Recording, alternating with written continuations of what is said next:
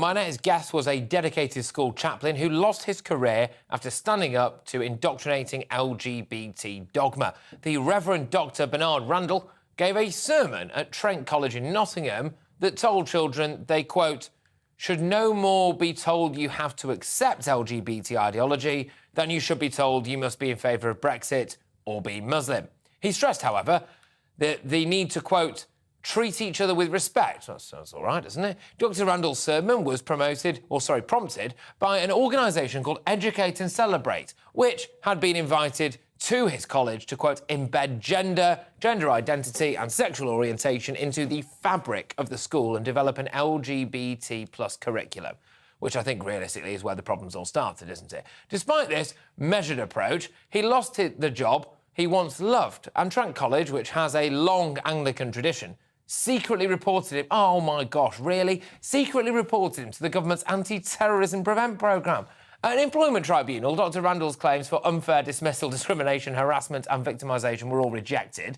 A judge concluded he had an extreme reaction to what was going on. Well, I tell you what, I am delighted to say that he joins me now. Dr. Randall, I'm going to clap you in, actually. Good lad. Dr. Randall, fellow worshipper Isabel Vaughan-Spruce was also recently rearrested for silently praying outside an abortion clinic. Look, are our rights to freedom of speech, or in this case, thought, being eroded? It certainly looks that way. It certainly looks as if we have, well, you put School of Woke on your caption, and I think the sort of woke agenda doesn't like any kind of resistance. It doesn't like anybody to think differently. And so over the course of the last few years in particular, but going back even decades, they've insidiously sort of worked their way in a way that it makes people feel, well, there's nothing much to see here because it's just crept in so quietly. But then when we stand up and say, well, actually, I think differently to the sort of woke thing, then all of a sudden, well, I was sacked. It was gross misconduct just to suggest, right, in a Church of England school that you might follow Church of England teaching.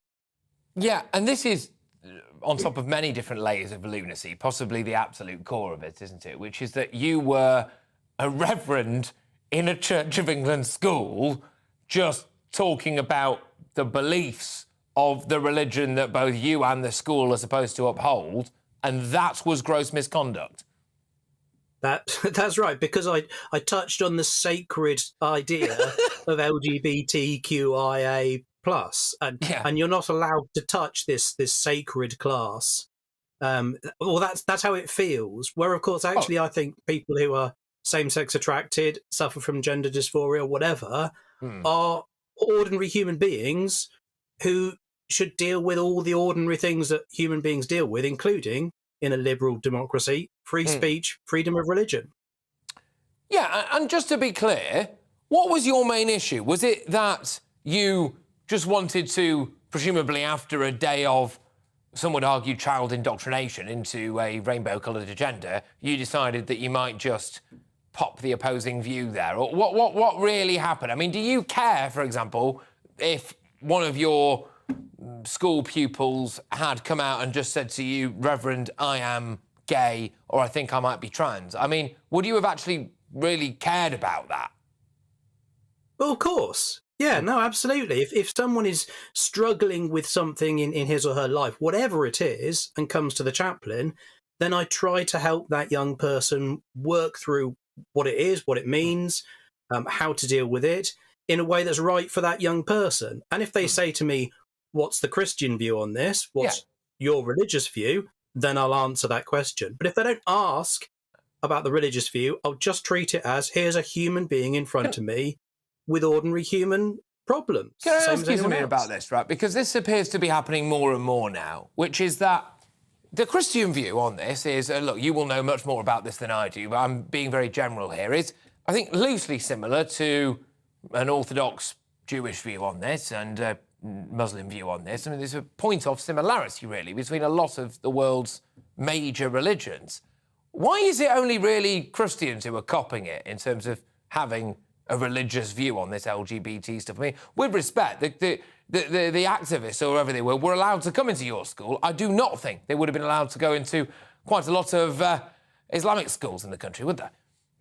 I think you're probably right on that. Obviously, I can't speak for those schools, but yes, I think you're right. I think part of the problem is that the sort of the theory behind this activism is very left wing. It's very Marxist in origin, and Marxism talks in terms of the oppressor and the oppressed.